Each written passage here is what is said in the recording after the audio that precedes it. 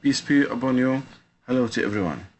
Today we will discuss nuclear reaction, chapter 22, section 3. Nuclear reaction include fission and fusion, and we have some targets we will try to achieve it. Number one, distinguish between nuclear fission and nuclear fusion. Nuclear fission occurs when a heavy nucleus splits into two lighter nuclei, but nuclear fusion occurs when two light nuclei combine to form a heavier nucleus. This is the difference between nuclear fission and nuclear fusion. Compare between nuclear fission and nuclear fusion. What is the difference between nuclear fission and nuclear fusions?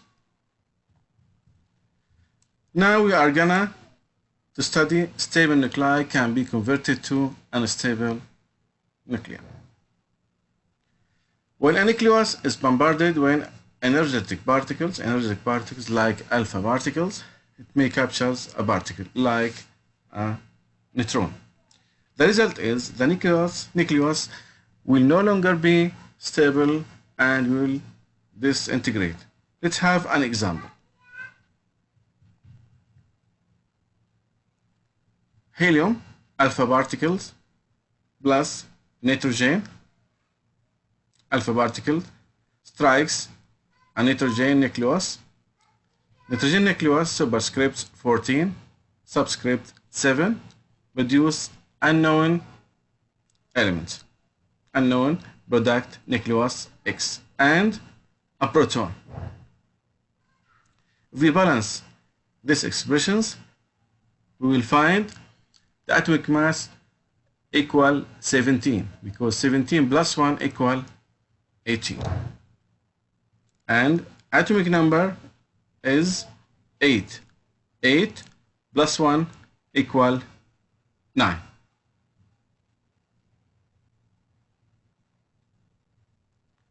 Fluorine 18,9. Fluorine 18,9. An unstable intermediate nucleus. The intermediate nucleus then disintegrates into two different stable isotopes, hydrogen and oxygen. These reactions were the first nuclear reactions to be observed. Was detected by Rutherford in 1990. Now we will explain how heavy nuclei can undergo nuclear fissions. Nuclear fissions occurs when a heavy nucleus like uranium splits into two lighter nuclei, for example, barium and krypton. For fission to occur naturally, the nucleus must release energy in the product. This means the nucleons, proton or neutrons, in daughter nuclei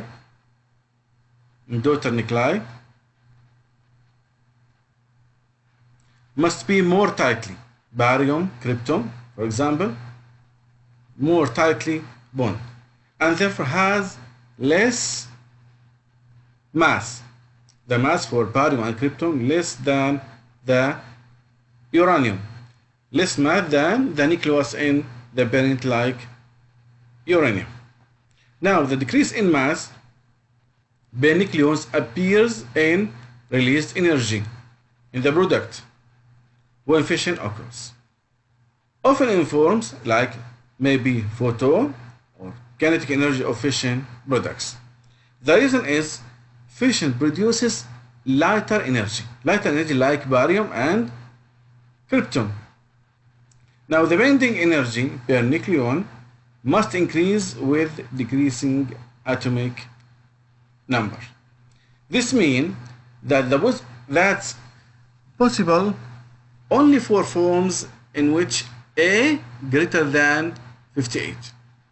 A atomic mass greater than 58. This means fission occurs naturally only for heavy atoms like uranium. Let's have an example. The neutrons, when the nucleus absorb a neutron, it becomes unstable and decays. Unstable uranium, the uranium asterisk, unstable,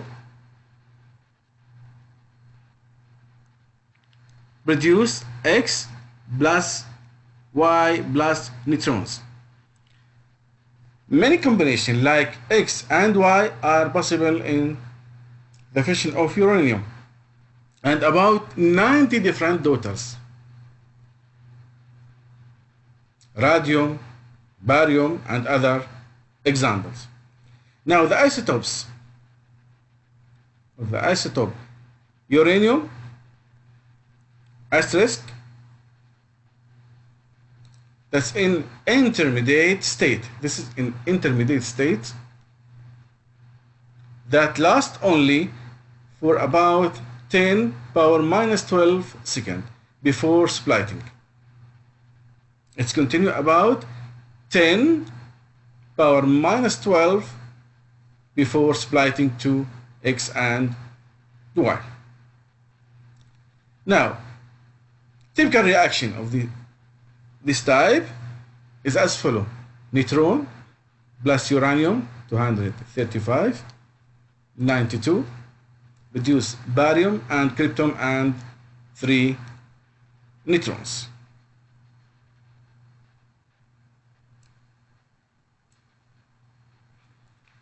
Now, to estimate the energy released in typical fission process, note that the bending energy per nucleons is about 7.6 mega electron volt for heavy nuclei.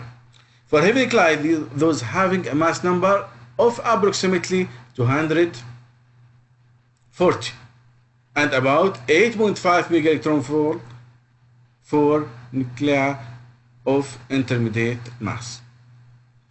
Now, the amount of energy released in a fission event is the difference in this binding energy, 8.5 minus 7.6. The result, 0.9 mega electron volt per nucleon.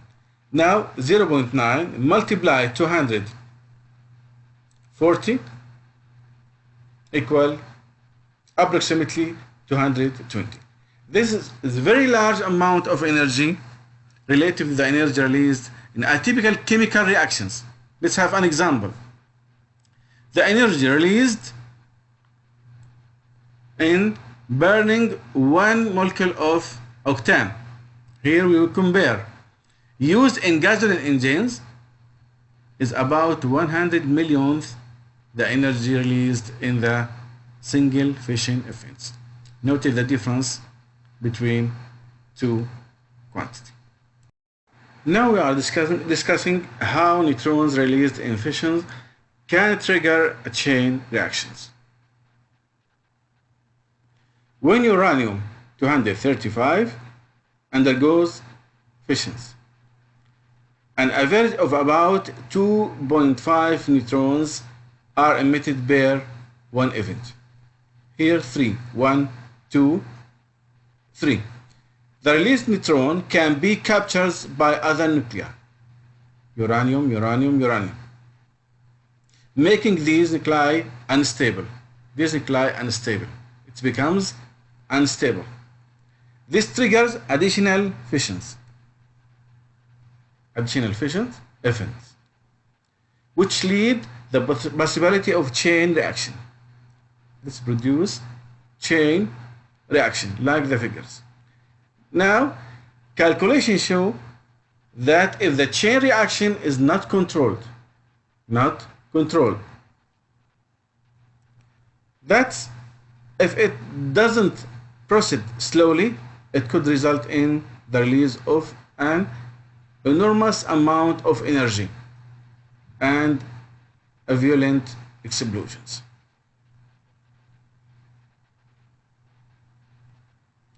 If the energy in 1 kilogram of uranium 235 were released, it would equal the energy released by the detonation of about to 20,000 tons of TNT. This is the principle behind the first nuclear bomb, shown in figure 3.3 here. We'll study it later. Now, the first nuclear fission bomb, often called atomic bomb, was tested in New Mexico in 1945.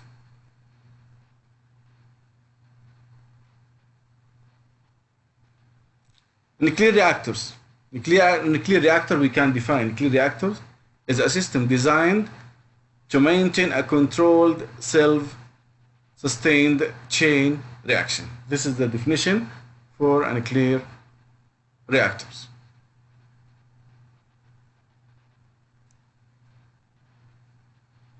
Now we will move to definition of enrichment. Enrichment, when uranium-238 tends to absorb neutrons without fission. Reactor fuels must be processed to increase the proportion of uranium-235 so that the reaction can sustain itself always. This definition of enrichment.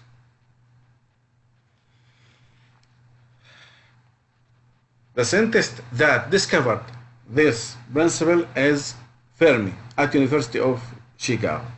Now, it's the uranium-235 isotope that releases energy through nuclear fission. Uranium from ore typically contains about 0.7% of uranium-235, with the remaining 99.3% being the uranium-238 isotopes. The reason is uranium-238 tends to absorb neutrons without fission. Reactors fuels must be processed to increase the proportion of uranium-235 so that the reaction can sustain itself. We defined before this process enrichment.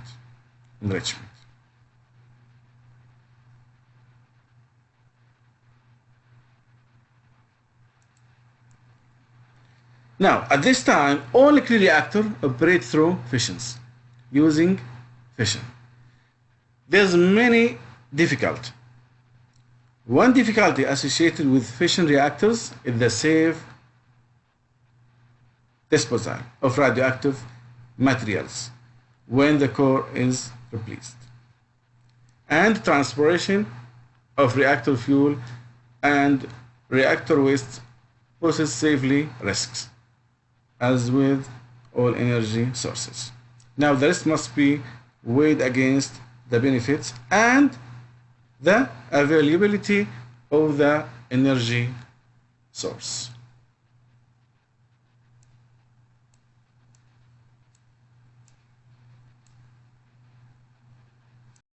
We explained before how heavy nuclei can undergo nuclear fusion. Nuclear fusion occurs when two light nuclei combine to form a heavier nucleus. Now, the product of a fusion event must have a greater binding energy than the original nuclei for energy to be released in the reactions. The reason is fusion reactions produce heavier nuclei. This means the binding energy per nucleons must increase as atomic number increases. The ratio here will be different. If we look to the figures,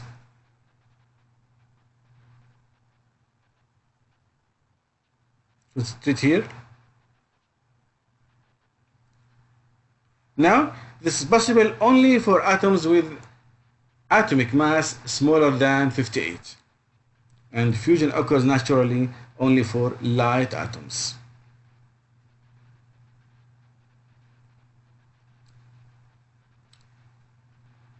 Fission occurs naturally only for heavy atoms in which A greater than 58, but here A smaller than 58.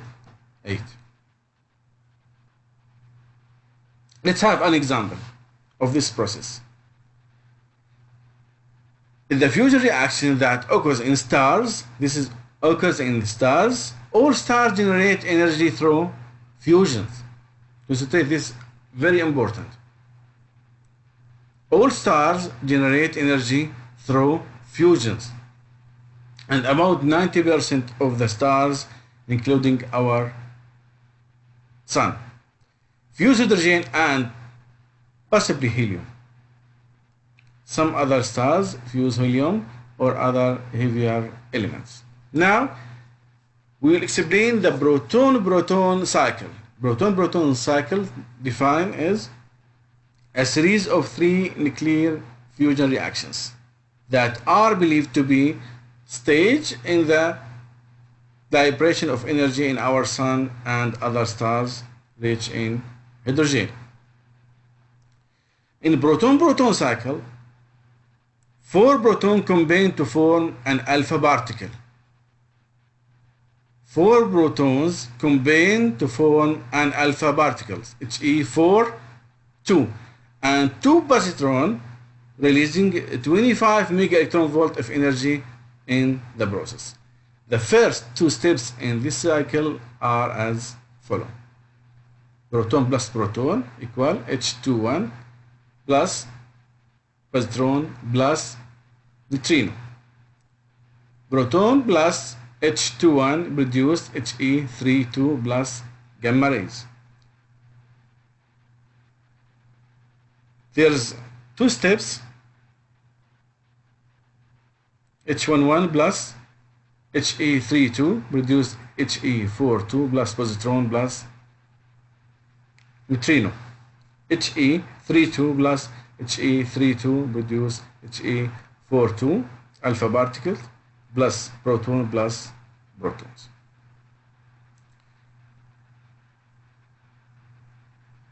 Now the released energy is carried primarily by gamma rays. Gamma rays, as we say.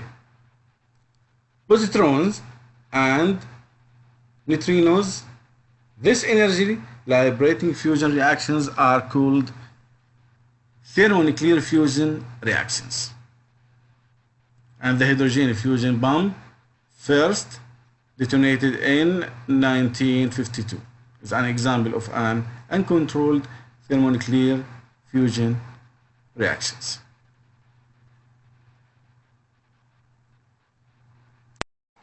Now we will discuss how the fusion reactors are being developed in the most of the world. The enormous amount of energy released in fusion reaction lead us the possibility of harnessing this energy for useful purposes on Earth. And most of the efforts are underway to create controlled thermonuclear reactions in the form of fusion reactors. Because the reason here, because of the ready availability of its fuel source, water-controlled fusion is often called the ultimate energy source. Ultimate energy source. Let's have an example,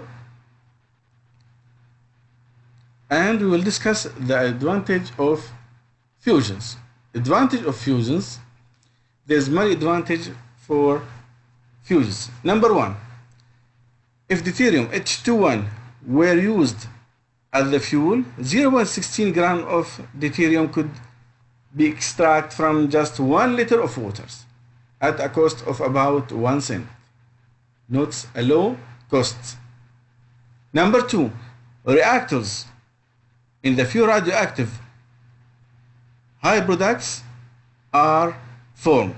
Number 3, the proton-proton cycle shows that the end product of the fusion of hydrogen nuclei is safe. Nuclei is safe. It's so important. But until now, a thermonuclear reactor that can deliver a net power output for an extended times is not yet a reality. Not possible until now. And many difficulties must be resolved before a successful device is construct. For example, the energy released in a gas undergoing nuclear fusions depends on the number of fusion reactions. Depends on the number of fusion reactions that can occur in a given amount of time. Occur in a given amount of time. Limiting time. This varies with the density of the gas because, we'll explain, collisions are more frequent in a denser gas. So important here. It also depends on the amount of time the gas is confined. And number two, second reason, the Coulomb repulsion force between two charged nuclei must be overcome before they can fuse. There's Coulomb repulsion. And the fundamental challenge is to give the nuclei enough kinetic energy to overcome this repulsive force. We need kinetic energy to overcome this repulsive force. This can be accomplished by heating the fuel to extremely high temperature, about 10 power 8 Kelvin, or about 10 times greater than the interior temperature of the sun. It's too high. Such high temperatures are difficult and expensive to obtain in laboratory or a power plant. It's so difficult. Now we are gonna to solve formative assessment. Question number 1. What are the similarities and differences between fission and fusions? The answer: both are nuclear reactions that release energy. But in fission, a heavy nucleus splits. In fusion, two light nuclei combine. This is the answer, question number 1. Number 2. Explain how nuclear reactors utilize chain reactions. The excess neutrons produced by each reactions are used to induce additional reactions. The answer, number 2. Number 3. What is the enrichment? Why is enrichment necessary when uranium is used as a reactor fuel? The model answer: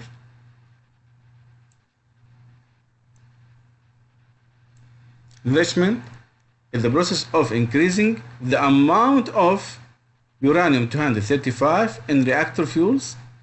This is necessary because uranium from ore contains mostly uranium-238. Here uranium-238, here uranium-235.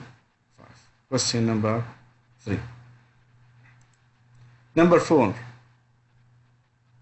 Homework. Number 5. What are some advantages to fusion reactors as opposed to fission reactors? What are some difficulties in the development of fusion reactors?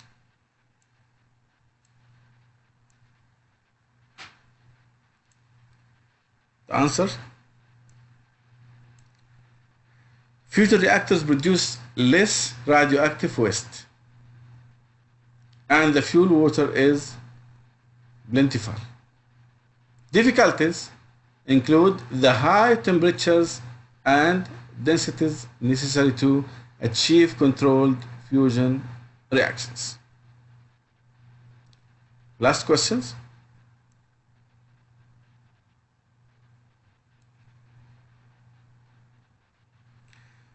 Why would a fusion reactor produce less radioactive waste material than a fission reactor does?